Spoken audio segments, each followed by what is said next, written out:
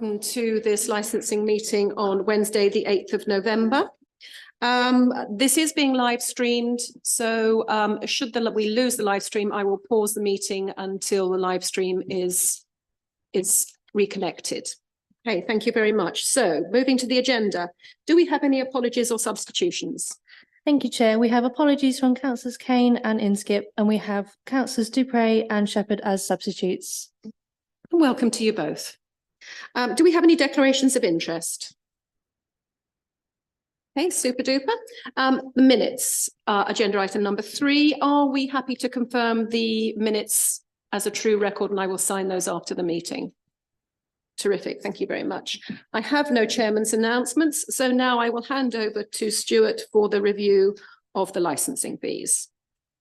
Thank you, Chair. Welcome, members. So we're here to determine both the discretionary and statutory fees that the council charges for licences, and my report will set out exactly how we come to arrive at all the figures, etc. And obviously, at the end of the report, I'll be happy to answer any questions that members have. Okay. So moving on to the background. With the exception of statutory fees set by central government, the council is responsible for setting fees and charges under the licensing regulations that we administer and enforce.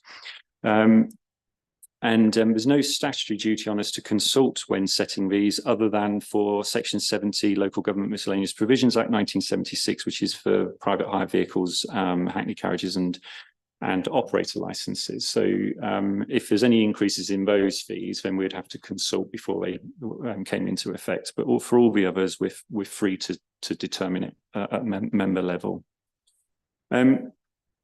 So there are extracts from the relevant legislation provided in Appendix 8. Various pieces of the legislation set out whether we can recover a reasonable fee, a statutory fee, etc. So that's all in Appendix 8 that members have had chance, obviously, to see already. The council's fees can be challenged through a number of routes: service complaints to the Ombudsman, judicial review, as 2 options, and the consequences of a challenge were demonstrated in the Court of Appeal judgment in the Hemming and others versus Westminster City Council case.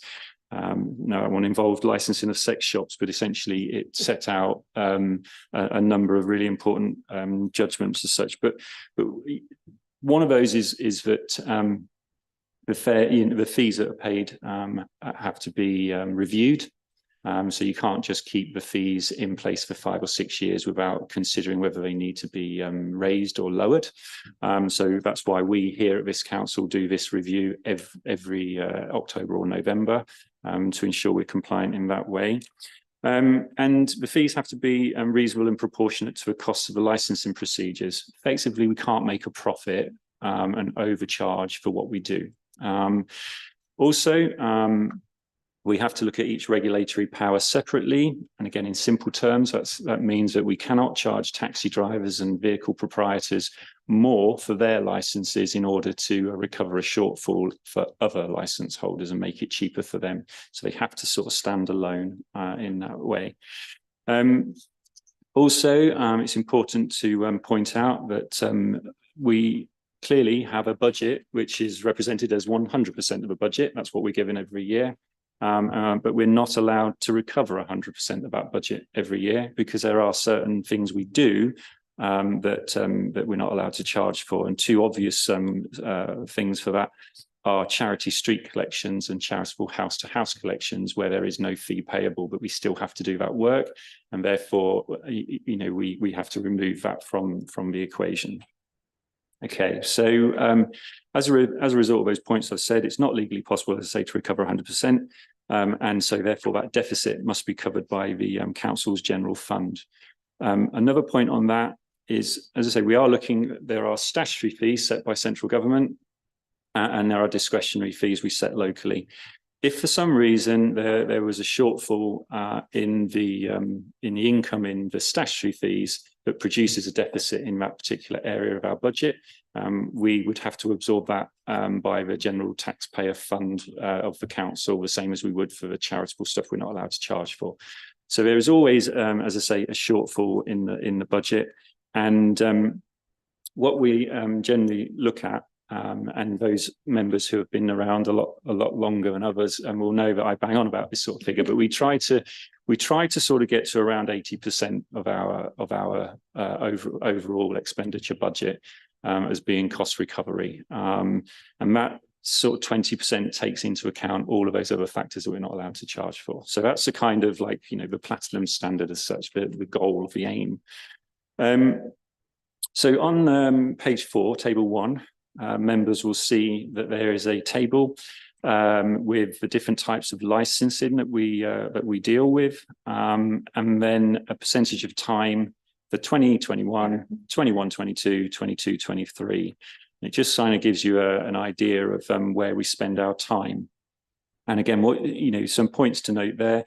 Obviously they're abbreviated, but LAO3 is the Licensing Act. So that is all your pubs and clubs and restaurants, hotels, that sort of thing, alcohol, entertainment, sort of licensing. They fall within the statutory fees that we don't have any option but to charge. And then you've got taxes, which is another obviously main area. And you'll see that over the last few years, the amount of time that we were spending on taxi work has steadily increased. And I'll come on to more of that shortly. So that table sets out, and as you see, we are looking at around about the sort of 80% of our time, according to that. So it's important to state that the database we use is a live database. So the number of permissions is constantly changing. Table 2 on page 4 sets out the overall numbers of licenses and permissions that we manage and deal with. So that was a figure taken in April 22, April 23, and then at the time of producing the report, which was September, end of September 2023. And what you'll see there is where you can see taxi driver licenses. You'll see that it was 167, then we had a slight drop to 160, but you'll see as of September, 252. So you can see why perhaps that correlates across to the reason why we're spending more time dealing with taxis, because obviously we've got a lot more work coming in from that area. And that's the ebbs and flows of the licensing portfolio that we look after. You'll also note obviously taxi vehicles, because when you're licensing drivers, they need to obviously drive something generally as well. So that kind of goes hand in hand. So you'll see an increase there of from 155 to 230. And the rest of them, there are small increases, but they're fairly static, and that's quite usual. That's not an unusual sort of thing at all in the other areas. Just by way of an update, and for my own sort of mindset, I suppose, coming in today, I'd had a quick check to see where we're at with driver numbers and vehicle numbers this morning. So 252 on the 30th of September is now 268. And 230 vehicles on the 30th of September is now 247.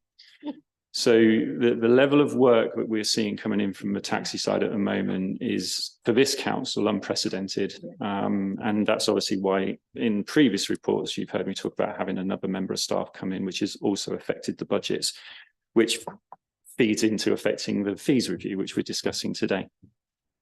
Okay, so moving on to paragraph 4.5 and table 3, you'll see in there the income level, the expenditure, and the balance, and then the percentage of the expenditure that's been recovered.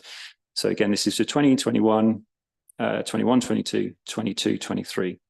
And you'll see a slight increase from 66 to 67 to 68. So there's a small ebbing back up towards that ideal 80% that we're trying to recover.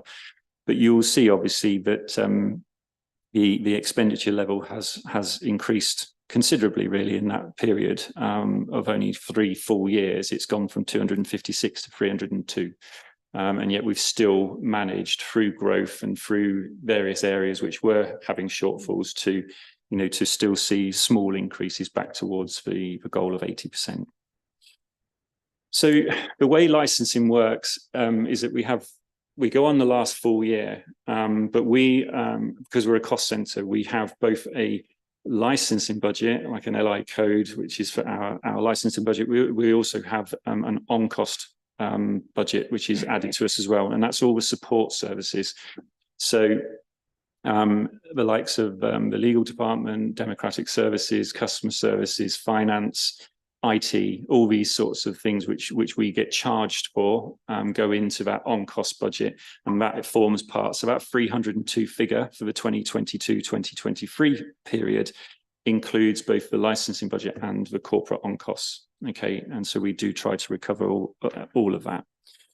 So the proposed budget for running the service for the current 23-24 period is 317,000, and allocated income for the first 6 months of this period is approximately £160,000, which is, as I'll put in the report, positive news and reflective of the increased work entering the department.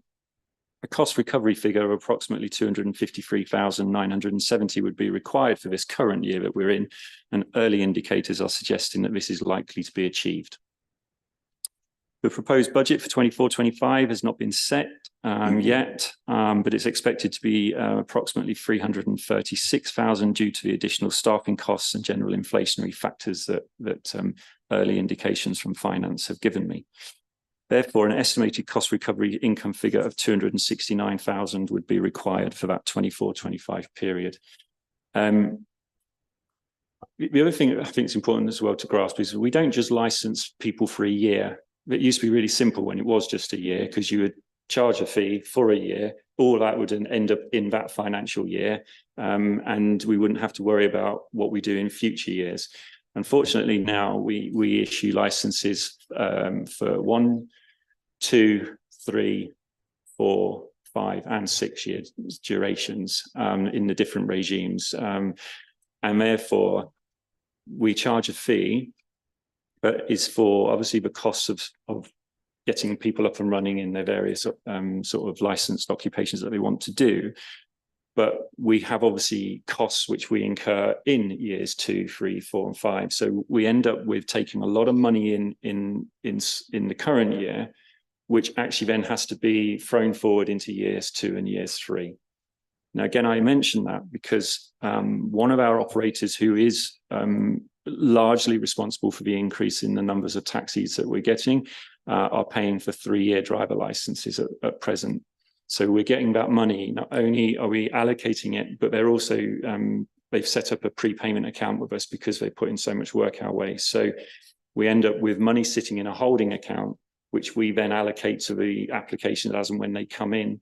And then from there, that money, 2/3 of it has to be accounted for into the following year, and then 1/3 of that into the following year. And we have that with lots of different regimes that we deal with now. So there's always a thing where if anyone sits on finance committees and sees sometimes the income sitting in the LI code, it does look quite healthy. It certainly looks healthier than 160,000 at the moment. But 160,000 is what's been allocated on our systems, not what is sitting in our budget codes at the moment. Okay, it's another piece of work we have to do between John in finance and myself. Okay, so it's important, I think, to point that out. So table 4 shows the sort of income received in the last accounting year against the budget for the same period. Okay, and that's sort of split down. So again, in that you'll see sort of like taxi income was down over the indicative sort of cost recovery figure. But as I say, that is not likely to be the case when we sort of sit here in a year's time on that. So the 2 main areas really of shortfall are taxi licensing and animal welfare licensing. Now, members sat here last year and made small increases to the animal welfare figures. Okay, to reflect the fact that there was a need to do so, but there was also a need to essentially support those who were having a difficult time, and we were also seeing a small reduction in the numbers. Now, the numbers in animal welfare have remained constant, as you saw from the earlier figures, where it was 67, it was 65, and now as of September, it's 67. So it's recovered, it's not dropped away, but it's early days because the fees which were agreed in October, so should I say, sorry, in 2022, didn't come into effect until the 1st of April. And because animal welfare licenses are issued for 1, 2, or 3 years, dependent on their risk basis and their welfare standards. So even though we put fees up, which come into effect on the 1st of April, 2023, if you were lucky enough to get your license in January 23 for 3 years, you are not going to be affected by that increase until 26. Chair, point of order. Could I just ask, I assume that this is a presentation intended for the whole committee? Yes. Right, good. It would be good if we could actually acknowledge the entire presentation is being directed at that side of the room for the whole. I'm sorry, councillor. Yeah, so with regards to, like I say, animal welfare side of things, it is a fee. It has come into effect. It came into effect on the 1st of April, but it will not, as I say, take effect for most people probably until we'll get some in 2025. But as I say, we have to wait and see what the impact's going to be, I suppose, is what I'm saying. But it is hopeful that will help to recover some of the slight deficit in that area. But when you take animal welfare as a whole, it is basically doing reasonably well on that side. Okay. So the conclusion, let's say the last few years have been turbulent. 23 seen levels of inflation fall marginally, but costs of fuel and energy remain stubbornly high, and the cost of living crisis continues, to be felt by everybody, public and business owners. Despite the difficult conditions that both the trade and licensing are dealing with, Table 2 does show that our stock and our portfolio of licenses remains consistent and strong. And at the 6-month point of the current financial year, signs of growth are apparent in many areas of licensing. The one area showing significant growth, as I've already pointed out, is taxi licensing. That continues to sort of, to steadily increase. And as I say, we have put additional resource in purely to deal with that additional work, which was too much for our original team of 3. So the impact of the growth in taxi licensing numbers, as I was saying, it's necessitated an extra member of staff. That's impacted on the budget and those support services that we rely on, which is obviously factored into future financial years. We believe as officers that full costs are likely to be recovered this financial year with the fees that we have in place at present. And if things continue in the way they are, I have recommended, like I say, the keeping fees as they are, purely because I feel that if we were to increase those fees in certain areas, we would risk making a profit, which we're not allowed to do. So as I say, we do feel that the costs are going to be recovered, the 80% that is of the overall budget. And in paragraph 5.5 and the conclusion was just that members are asked to note a new fee line has been introduced to the taxi fees appendix. And that's because I think it's now 2 years ago, we introduced a private hire only driver license that was to help the trade recover from COVID and to reflect the fact that there was a number of operators who were specialised in areas where they didn't need the Hackney carriage element of their license. And what we're finding is a handful of drivers who went for the private hire license have asked to vary or upgrade it essentially to the full entitlement of being able to drive private hire and Hackney carriages. So from that point of view, we've included an additional fee line to essentially sort of recover the costs associated with doing that piece of work. To facilitate that, and because it makes sense, if people want to better themselves and have that option of different types of work, then why not?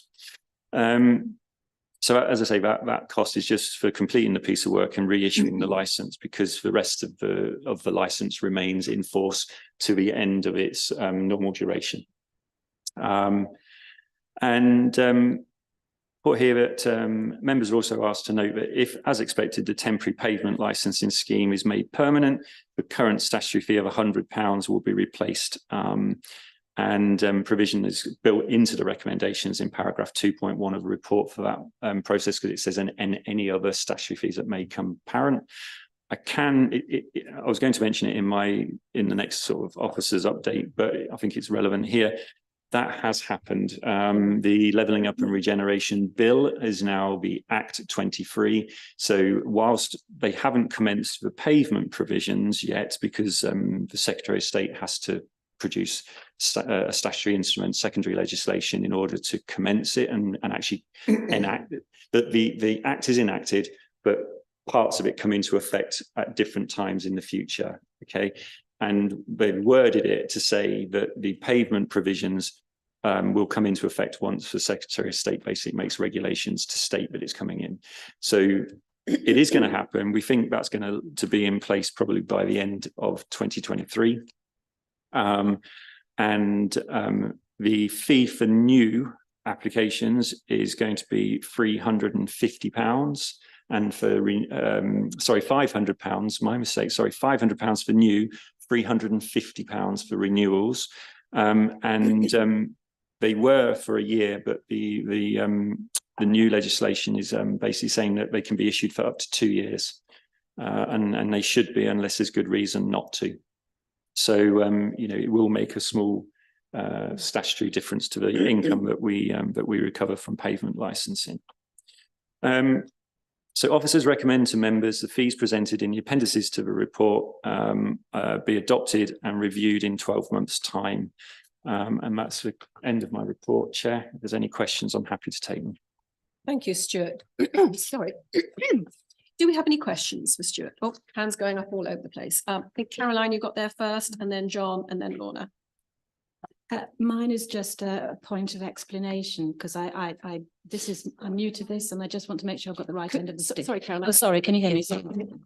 I can hear you, but I don't. Yeah, you're right. You said that we try to recover, the aim is to recover about 80%, and that we hope to do that, and things are looking good and it's all going well, but we must be careful not to make a profit. But if we could recover 80%, we're not going to make a profit. No. Okay, so overall, if we recover 80%, we won't make a profit. Yes. But within that 80%, Yes. If we were to Yes. make profit out of the taxes, Yes. for instance, Yes. we can't do that. So it's like Yes. every component part Within it. Okay. has to be cost recovery, Okay. as well as trying to get to 80%. The overall, I see. Yeah. I see. Thank you very much. Okay, Thank you. no problem. Thank you. Just table 1, I think the last column heading, I think should that be percentage of resource time? Is it? Yes, sorry. Okay. Yeah, All so right. it should all been percentages of time. Yeah. Okay, there's other points I wanted to make as well. And first of all, the proposed budget for next year, is that going to be a part-time staff member or full-time staff member? That's a permanent full-time member of staff who's already in situ now. Right, so because it's only an additional 20,000, so it hardly covers a salary.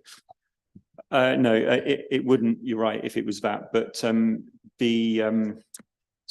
Jem, the licensed and support officer, who's now permanent, full-time, that additional income is over and above the part-time allocation that's already been put in from last year, because we had Nicola, who was our temporary part-time person.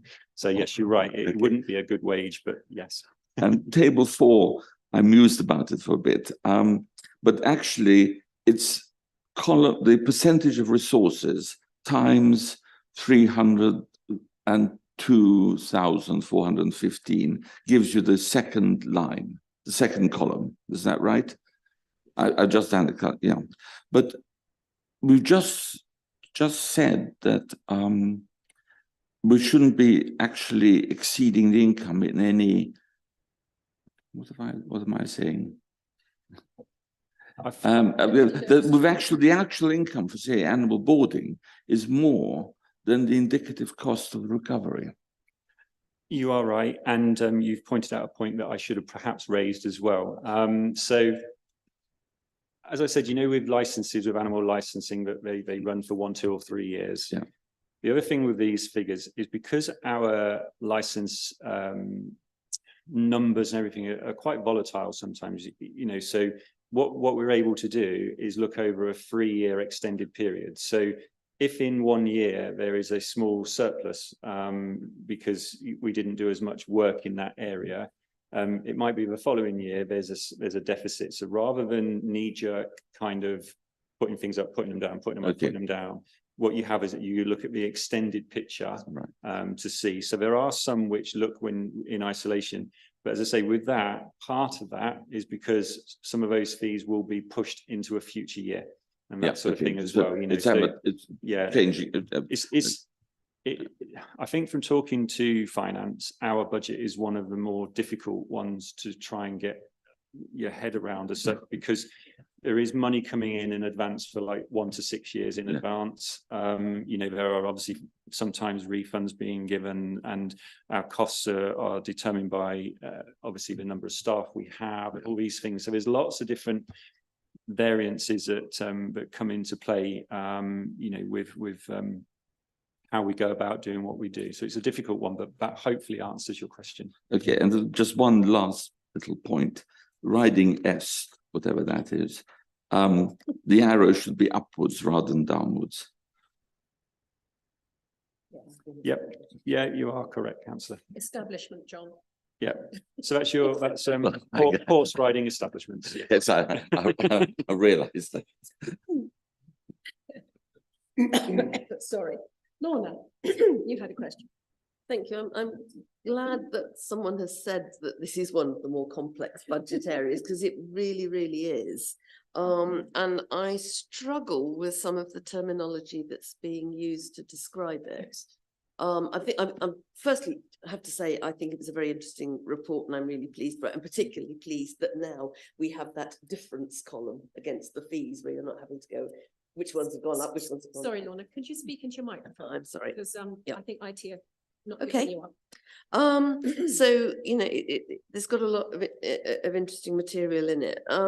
But the things I struggle with are, firstly, we were hearing a lot about a budget shortfall.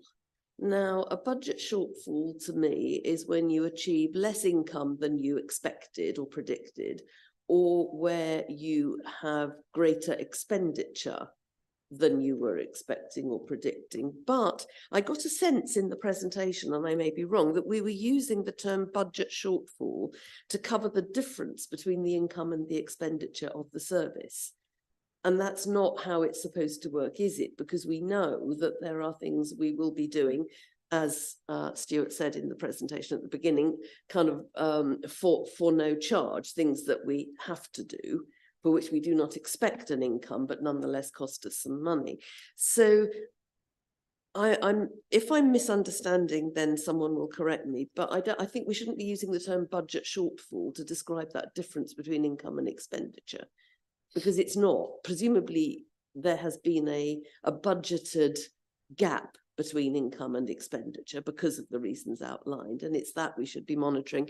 And I don't really see that anywhere in the report. We're also talking about recovery, cost recovery, in the same sense that cost recovery normally means where you have paid some money out and you need to get it back, or you have invoiced somebody and they've not paid you. And that's not what recovery is in this situation, is it? So I'm struggling with both of those, and also to see the relationship between the budgeted shortfall, if you like, the budgeted gap between income and expenditure, and that 80% that you're hoping for. Do we budget for an 80% income compared to expenditure? And if so, how far off that have we been in those 3 years? Okay, thank you, councillor. So we don't budget to the 80%. We budget to, we have all of our LI budgeted coding, which is wages, membership to organisations, whatever, all those sorts of things. And then we have the corporate on cost side, which is, as I explained, is obviously like, the legal support, IT support, etc. Now, what you'll notice in table 1 is it was 78% and 81%. And it, you know, we always sort of say take this figure of 80% is what we look to recover. But the bottom line is that figure varies drastically. And if things changed in a year that meant that there was more of what we did we couldn't recover, then that 80% could be, you know, could be 70%, for instance, you know. So really probably the most important factor or figure as such in table 3 is that, you know, this sort of the difference between the 66 and the 80 in that given year, or the 67 and the 68. You know, so that's sort of, you know, where that 13% is kind of like the shortfall really in budget, because that's, you know, ideally we should be recovering 80% or 81% in 2022, 2023 was what we ideally would have recovered, and we recovered 68%. So that the difference there, the sort of 13% difference, is kind of the shortfall, and that shortfall has come from taxes and some animal welfare. And sorry, it is a shortfall, but only against a budget. So if the budget isn't 80%, what is the budget against which we've achieved that percentage of income over expenditure? I think we would have to go back. I would have to go back and actually look at the budget set. But in my head, the budget set for licensing is set at a required budget and what we do, the budget that Stuart has put in the report, and what we look to do is to offset that with as much income as we can during that year.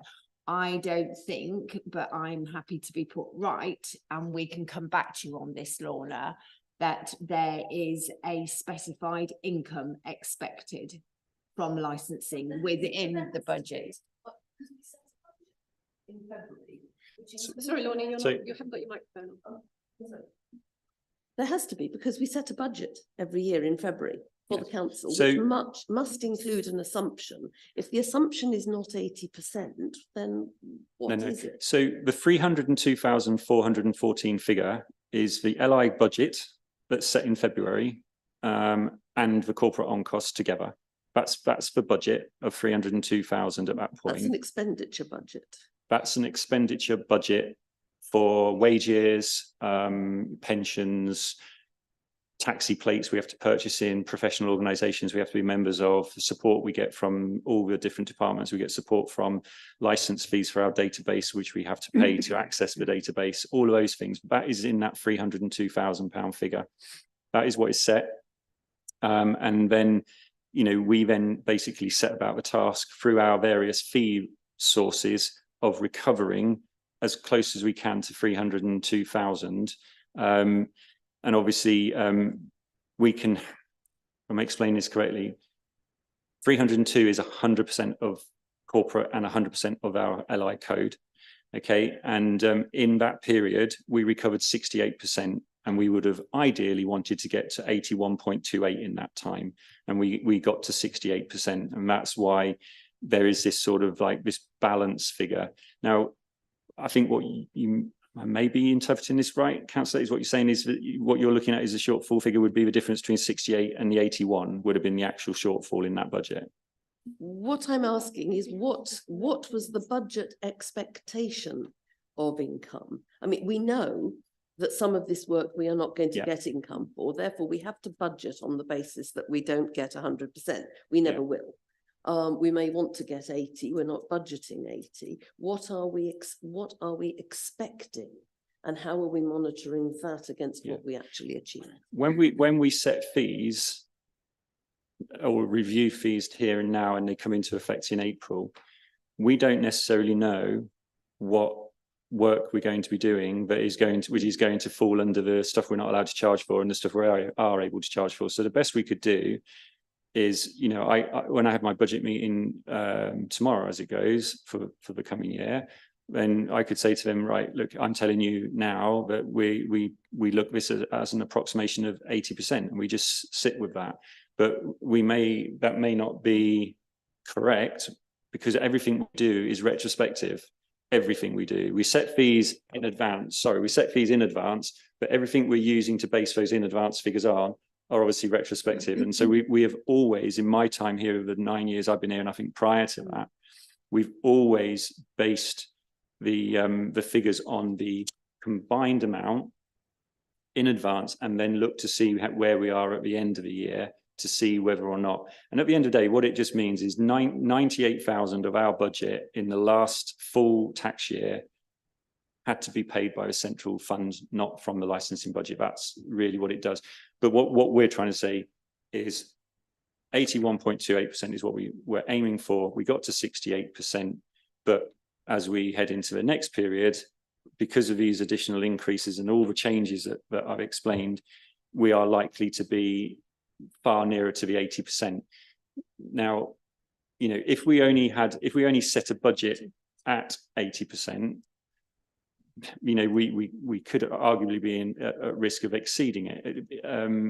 And you know, that's a difficulty that we face, and it's also why, you know, I think we do recover our corporate costs, which a lot of the other departments I don't think have that. We don't see sight of that, but we do for this exact reason.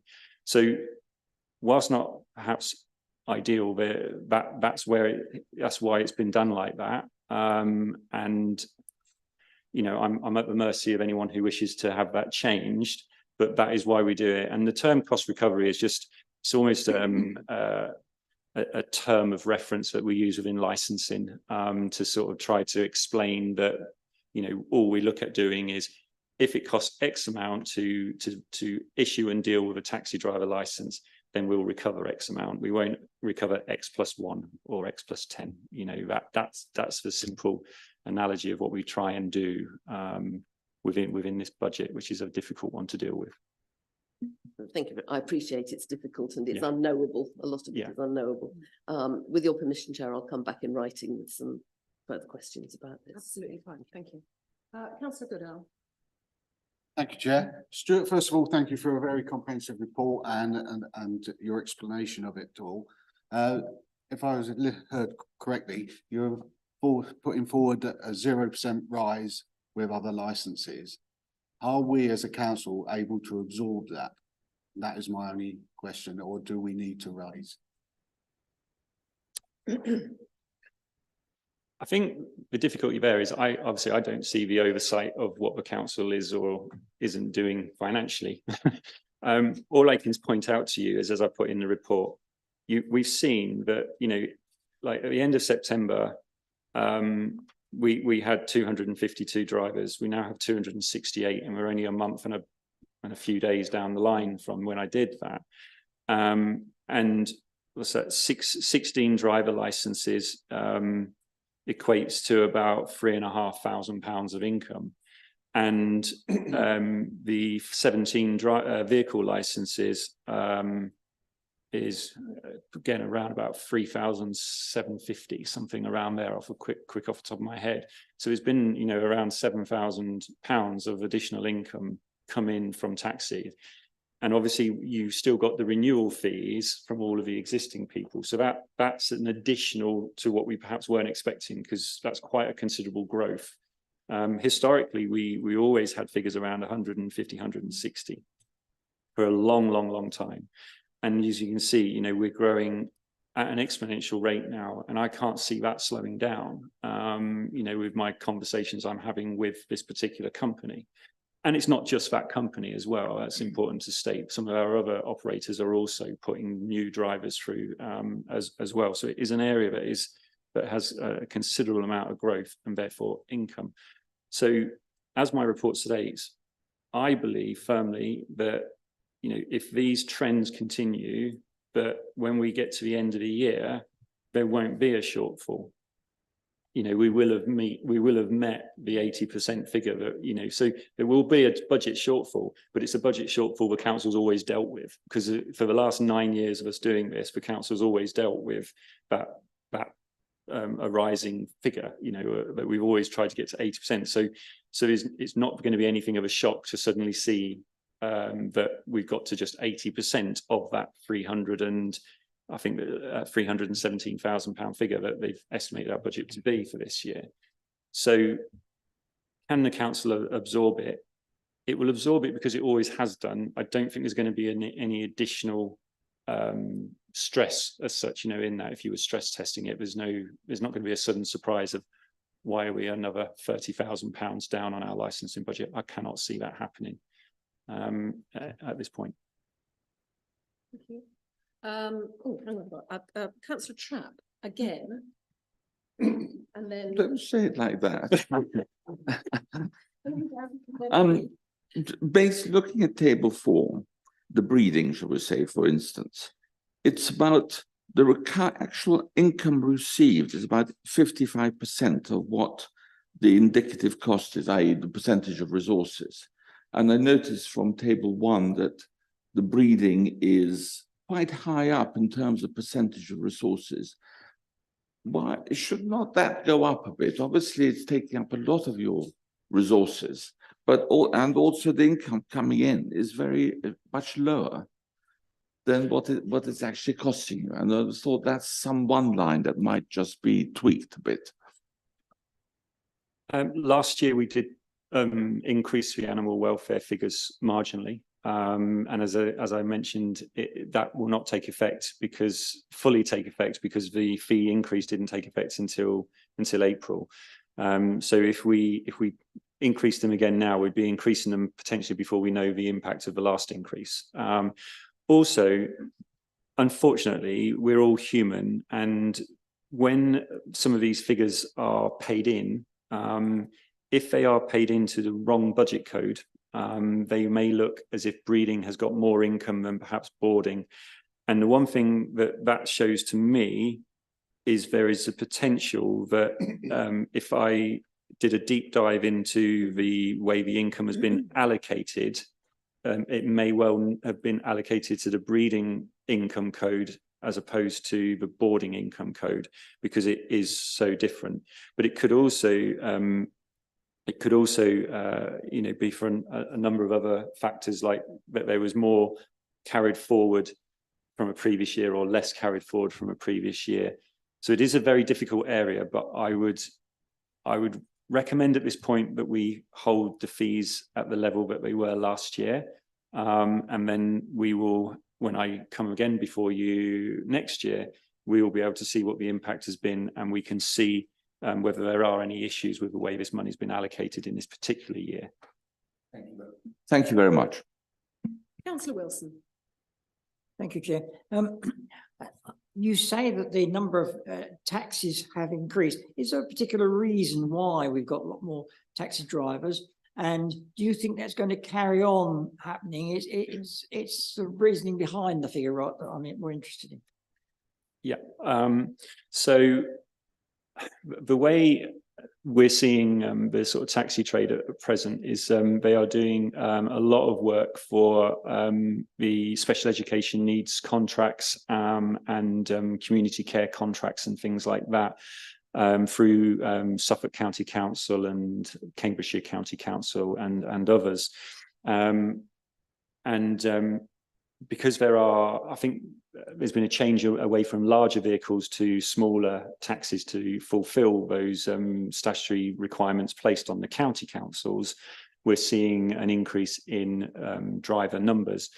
But as I say, we are seeing them across a number of our operators. But this one particular specialist company who have come to us, as I've mentioned previously, they are migrating a number of their drivers away from another authority to us because, as I've talked about before, they liked the way we go about doing things here. And there are obviously business factors involved in it as well, but they do like the fact that we have a turnaround time on our licenses here far better and quicker than a lot of licensing authorities across the country have.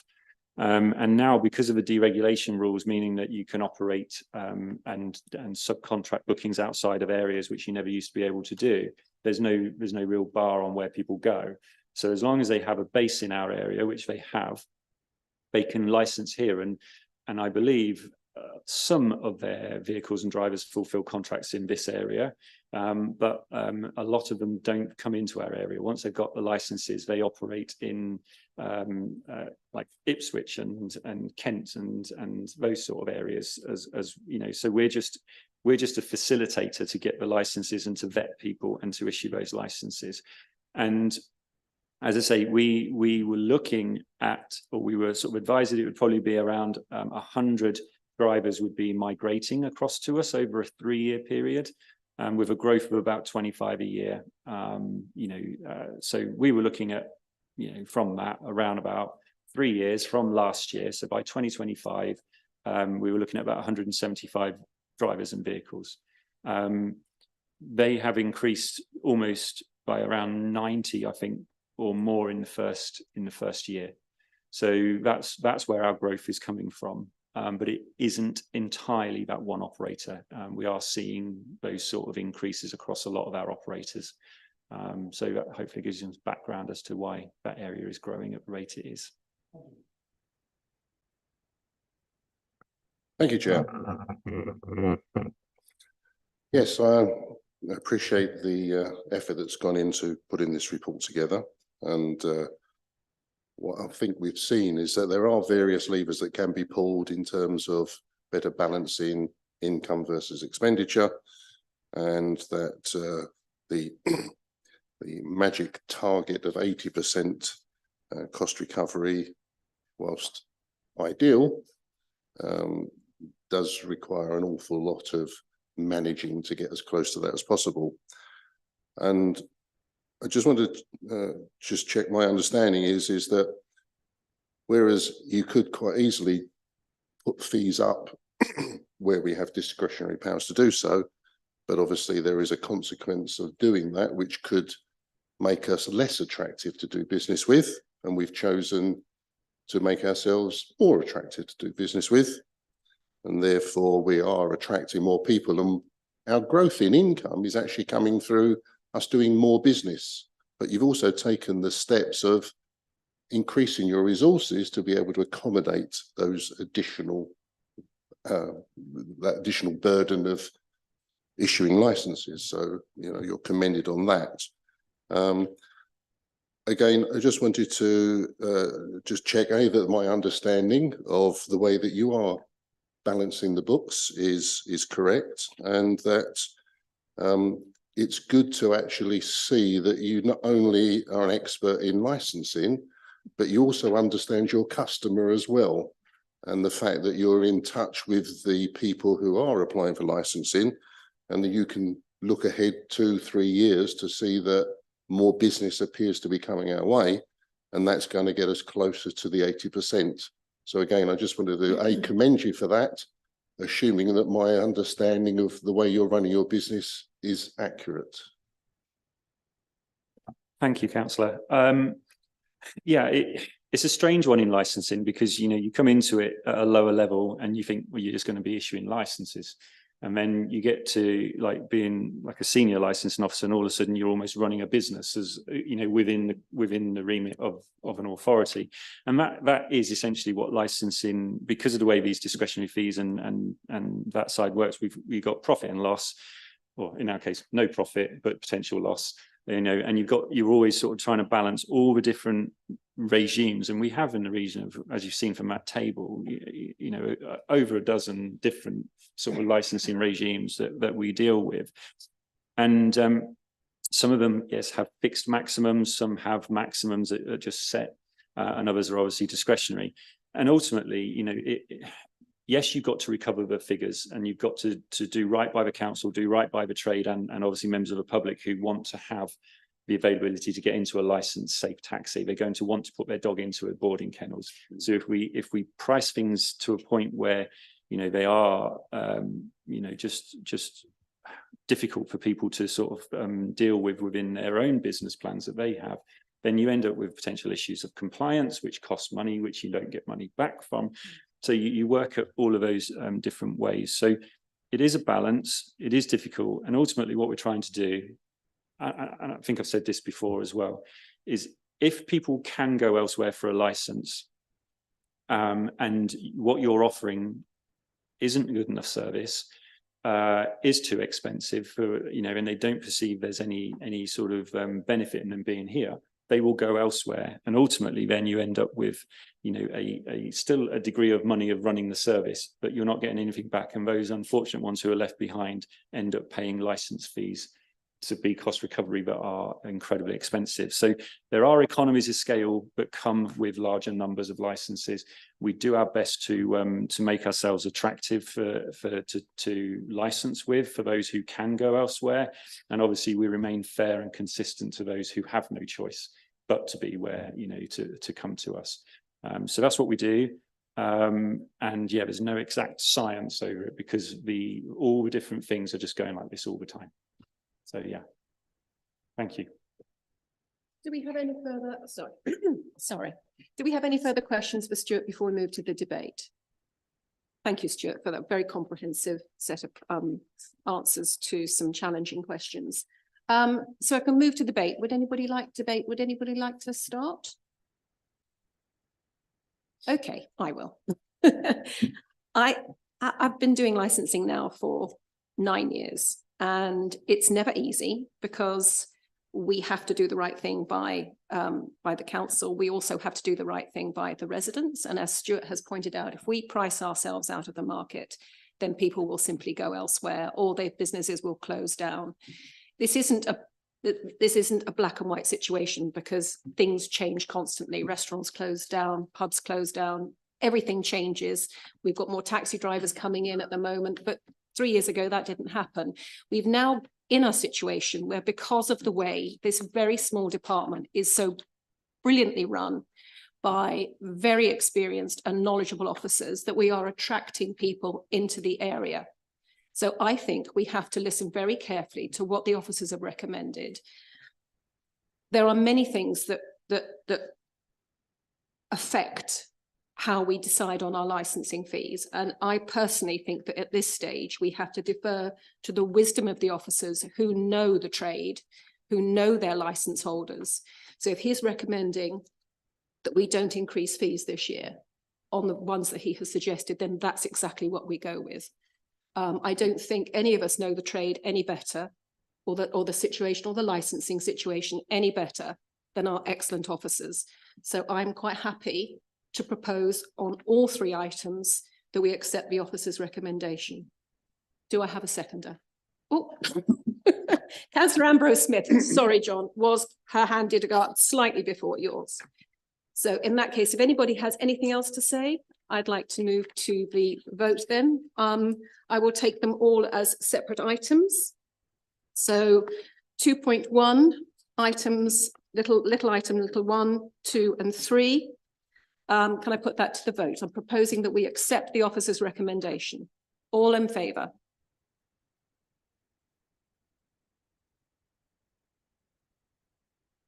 That's unanimous. Thank you. And 2.2, little 1, 2 and 3. I'm proposing that we accept the officer's recommendations. All in favour? Yep, unanimous. And 2.3, little 1 and little 2, I'm proposing that we accept the officer's recommendation. All in favour? Yep, that's unanimous. Can I just make one note? You can, John. Thank you. As It'd be you. nice to have in the table perhaps which of these types have to be licensed within the district. The statutory. What, no, things like animal boarding and whatever it is. But for instance, we know that taxis can be licensed outside of the district. Is whether which of these items has to be actually licensed here. Absolutely fine, Councillor. The thing, I think in previous years, we've been asked to sort of put additional columns in. This is it's a sort of a work in progress, that to try and make it as clear as possible. And as I pointed out, it is a very complex report to try and write, and try and keep it as succinct as possible. Yeah. In that way. But yeah, I can absolutely put that in for next time. You could just put a star against it in the bottom. Yeah. Just say star means it has to be within the district. Not a problem. Okay, thank you very much. Thank you. Thank you, Councillor Trapp. Pardon me. Now we move on to agenda item number 6, which is the senior licensing officers update. Oh, beg your pardon. Sorry, Carolyn.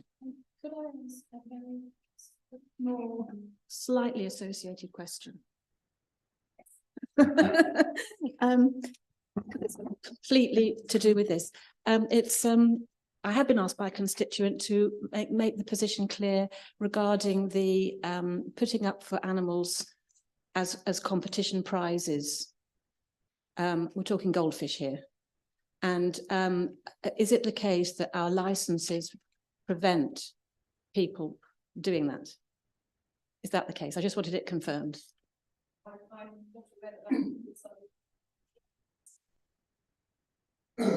Your colleague is nodding at you.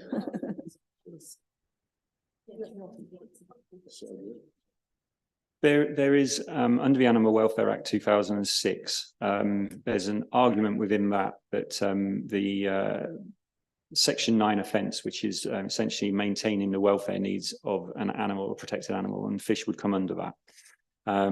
So the person who is selling those goldfish or as prizes would have to show to the investigating officer that they are having their 5 welfare needs upheld. Some would argue that that couldn't be the case if they're in a tiny bag hanging up.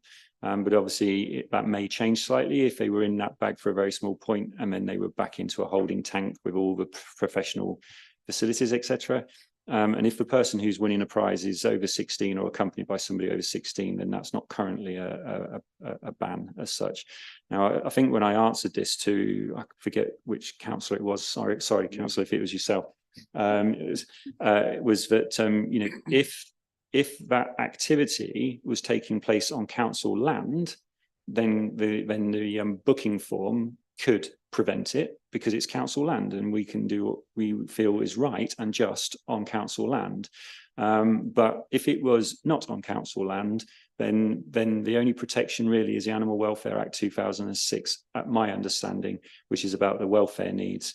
And obviously, if they don't fulfill that, we could issue an improvement notice and potentially take action against them, because it's a common act as such, meaning that we can take prosecutions, which indeed what we're doing currently with somebody else. So hopefully that answers the question. Yes, thank you very much. Just to confirm, if it were on council land, the council would not give a licence for that, for giving away animals. It's not a licensable activity. It right. would have to be done through the use of land permission. So when a person comes and says, I would like to have this activity on, I don't know what land we own, Jubilee Gardens, if, for instance, then you could say, yes, you can use it. You can use it from 10 o'clock in the morning till 5 o'clock in the evening, and you're not allowed to sell animal products or give prizes. So we would animals do away. that on council land. That would have to be done through the bookings permissions, not through licensable activity, because it's not a licensable activity. Okay, thank you. From Councillor Horgan that there is a policy on the council website that specifies that the sale of animals and using animals as prizes will not be allowed on council land, but it's not anything that licensing can control. Sure. Thank you very much. Thank you.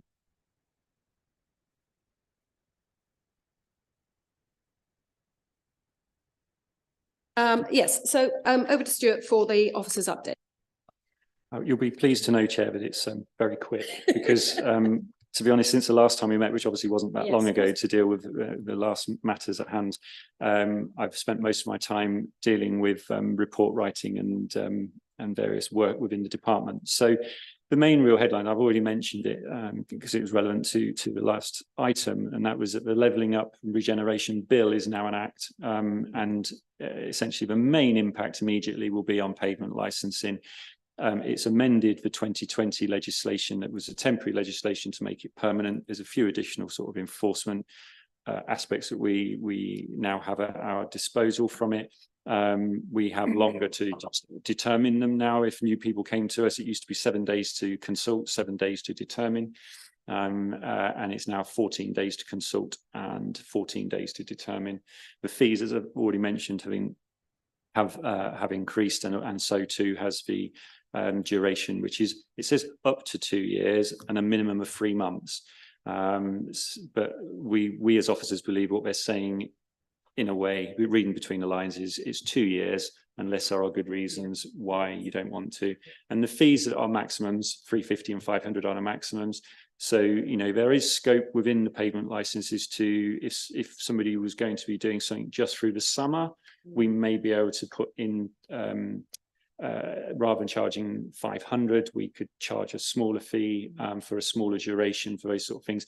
And once we've got the statutory instrument, the regulations, which will give the meat on the bones, then if needs be, there'll be an additional item come before members to obviously perhaps set up a fee structure to deal with that separately. But we don't know, as I say, the meat on the bones at this point in time.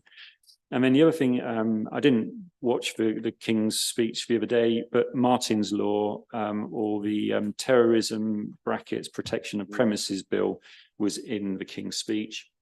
I have mentioned it again at previous meetings we've had, but that's it's like the protect duty. It's about businesses that are attracting members of the public coming in, about what they do, and it comes off the back of the Manchester Arena bombing, and it is something that the government are pushing through.